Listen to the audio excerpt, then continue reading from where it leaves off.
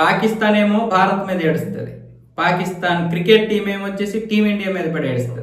అందులో ఏడ్చే వాళ్ళు చాలా మంది ఉన్నారు. మొట్టమొదట పడి ఎవడు అంటే మహమ్మద్ అమీర్గఢ్. ఈ మహమ్మద్ అమీర్గఢ్ ఎప్పుడు భారత్ మీద పడి ఏడుస్తూనే ఉంటాడు.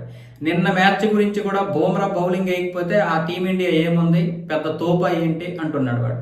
బూమ్రా బౌలింగ్ వల్ల ఏదో గెలిచారు తప్ప పెద్దగా ఇంగ్లాండ్ అంత బ్యాటింగ్ కూడా ఆడలేదు అంటున్నాడు. వీడికి ఎందుకు బ్యాటింగ్ ఎలా ఆడితే వీడికి ఎందుకు, బౌలింగ్ ఎలా చేస్తే వీడికి ఎందుకు, వీడి యొక్క ముడ్డి వీడి కడుక్కోవడం చేత కాదు వీళ్ళకి.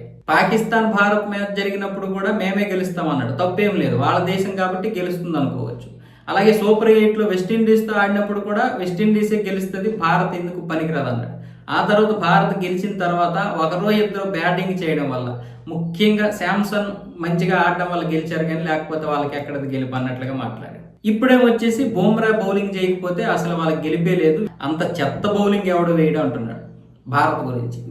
ఇది వాళ్ళకి చేత కాదు, వీళ్ళ పుట్టుపూర్వోత్తరాలు ఏంటో వీళ్ళకి అర్థం కాదు, వీళ్ళ క్రికెట్ టీం పరిస్థితి ఏంటో అర్థం కాదు. ఇప్పుడే పీసీబీ వాళ్ళకి 50 లక్షల రూపాయలు ఫైన్ వేసింది, దాని పరిస్థితి ఏంటో చూడటం చేత కాదు. మళ్ళీ ఇప్పుడు భారతదేశం గురించి వీడు మాట్లాడతాడు. ఈ అమీర్లందరూ అంతే దరిద్రం.